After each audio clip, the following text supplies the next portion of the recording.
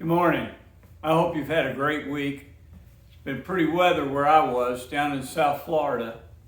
You know, every time I go down there, I'm impressed by just how bright the sun is. It was something that I took for granted growing up down there, but going back there from other parts of the country, it's just brighter down there. I think it's brighter because South Florida is surrounded on three sides by water, so there's always a breeze going across the peninsula there that keeps the air clean. It's also further south, closer to the equator than we are, which would logically make the sun a little brighter at that point. But it's always brighter. 35 years ago, I guess, maybe not that long, maybe 30, when Steve Blackman was the preacher at Una, and I was just beginning to wear glasses.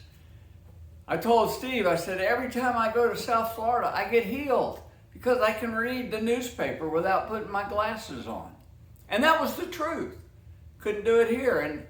And I realized that it was because sitting outside under the bright South Florida sun, things just looked clear. I like the light. I enjoy turning the lights on in my house, and Kitty goes around behind me, turns them off, and I go back around and turn them back on.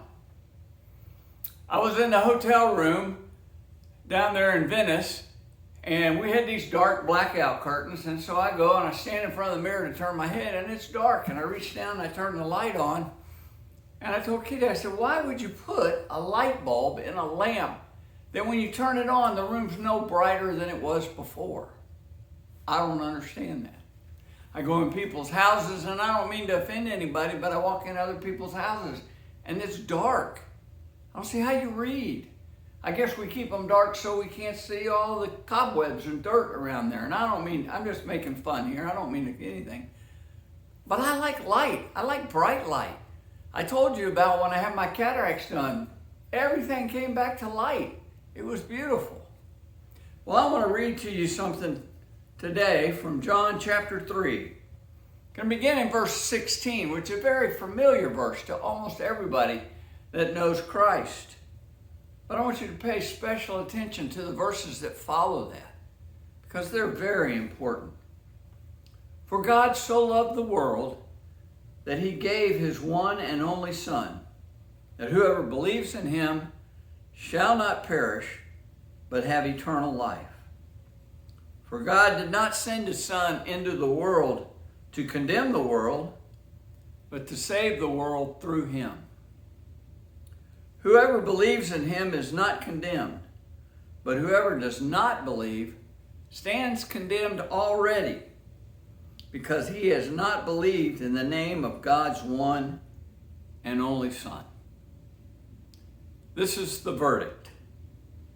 Light has come into the world, but men love darkness instead of light, because their deeds were evil. Everyone who does evil hates the light and will not come into the light, for fear that his deeds will be exposed.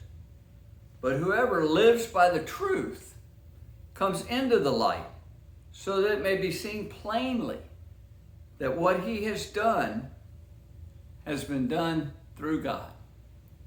Be safe. Stay well out there.